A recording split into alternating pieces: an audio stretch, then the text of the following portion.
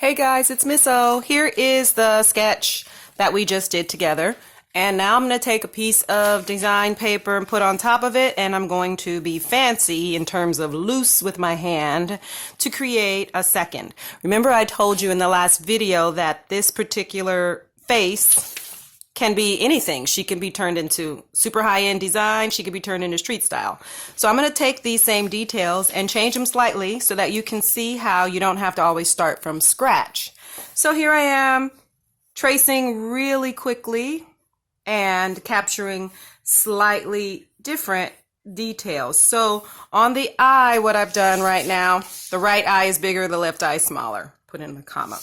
So that's one thing. These eyes were more even.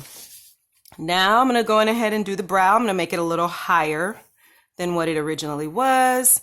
So this particular eye, you can see right there, lower, higher for the brow. And now I'm going to go in ahead and finish this off really quickly with the nose. So for the nose, in this case, I'm just going to do 2 frowns. Not the rest of the detail. And then for the mouth, I am going to do a smile here in the center of the lip and frown down. And then I'm making the lip thinner. So I'm smiling up higher than where the line originally was. And I'm going to give the smile for the bottom lip so that it feels like a pout. So I traced totally differently, but I started from the same croquis. So now that I've done that, I'm going to go on ahead and pull the other details together here. So again, this is design marker paper. I use the Bean Fang brand, but you can use any brand. So I am on the side of the eye, and I am now tracing. I think I'm going to make this closer. Notice I don't erase. I always leave it and then erase later because you want to keep the original lines in your initial sketches. So I'm going to now make her face thinner. So as I trace, I'm not making such a harsh angle for her jaw and her chin. I'm making it more soft and a little bit longer, so not that harder angle. Going ahead and put the neck in place. So notice erasing is always second. Okay, so now that I have that, I think what I'm going to do is start off with the hair. So to change this hair, I'm going to put the hairline here, and I'm not going to make it the same. I'm going to add several. I just did that with the smile and then 2 frowns. I'm going to add several lines. So here at the back, so that it feels like her hair is pulled in a ponytail. So you can see I wiggled my hand to give an outline, but it's not really super tight and super close. I'm going to go on ahead and give this shape of her ear, but these ears are smaller. So again, when I do that side by side view, you can see the difference, but I started with the same croquis. I think that's it. I'm going to get rid of this one, get a new piece of paper to put under it so it shows up a little more. And now what I'm going to do is commas, little small commas, really quickly, and this will give the illusion that the hair is pulled back. So you can almost do them in a W shape. So that's here around the hairline. Now I'm doing the same thing at the back edge. So commas or parenthesis shapes, however you want to say it. Just that initial, just to start.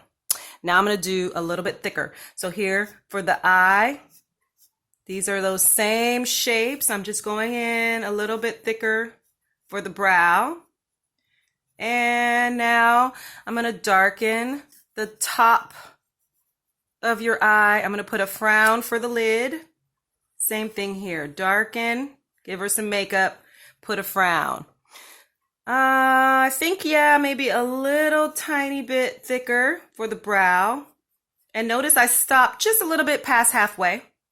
And then here, again, that's all preference, but we're just practicing how to make your sketches look different from the same sketch. So I have just these 2 frown shapes for the nostril. Now I'm going to go on ahead and darken in a little bit of a circle and just darken it so that it feels like an earring.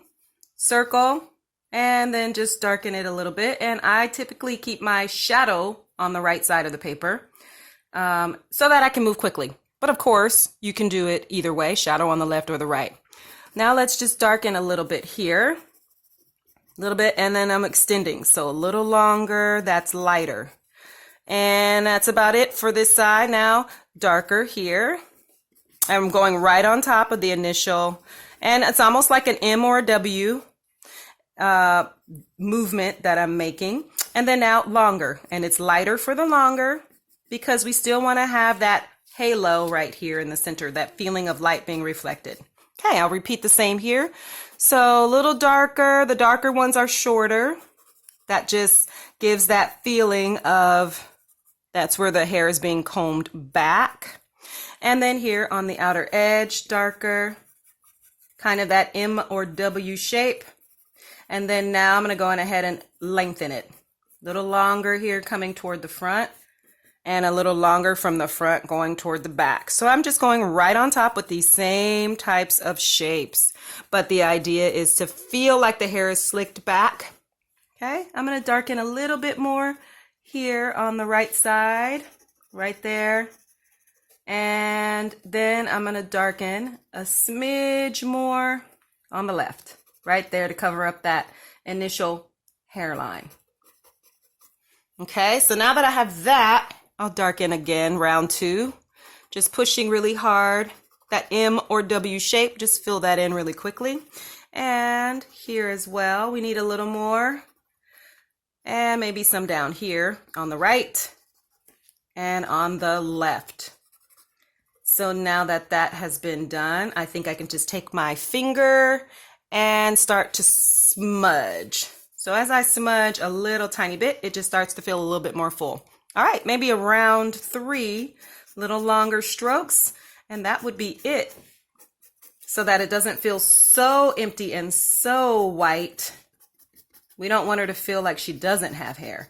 And now I'm coming from the back toward the front. So just a little bit longer. And again, this is to your preference until you have the light reflection here that you feel comfortable with.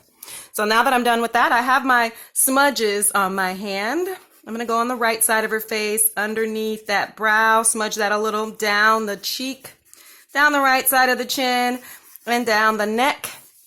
Same thing here, but on the left, just a little bit less. So I'm not pushing as hard. And that way, now all I have to do is take out my eraser. Of course, we use a kneaded eraser in our class, and you guys are already aware of that. But now I can just erase and clean up whatever I feel. If I feel something is too dirty, I can just take a little tiny bit away. So I'm going to pull out here a little bit of white at the very, very top so that it feels like a little bit of a highlight. Right there closest to the brow. I'm going to smudge a little bit here on the left and pull out a little highlight there. And then we just need a little bit of a lip. So here I am, little tiny small circles on the right, very, very soft circles, not hard at all.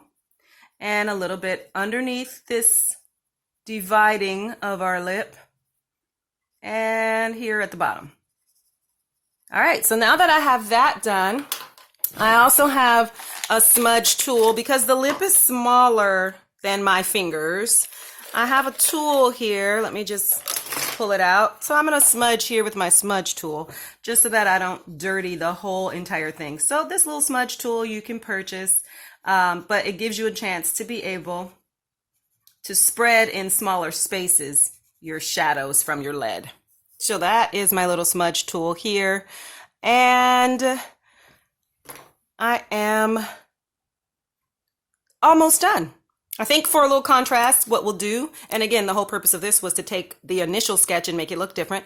I'm going to use a fine point marker and accent with a little bit of elongated lashes just to make it feel different. So there's that. And a little bit of eye makeup on the top just to feel heavier. Okay, and on that bottom. Okay, so there's that. A little heavier on the top. And again, the whole point of this is to make it feel different.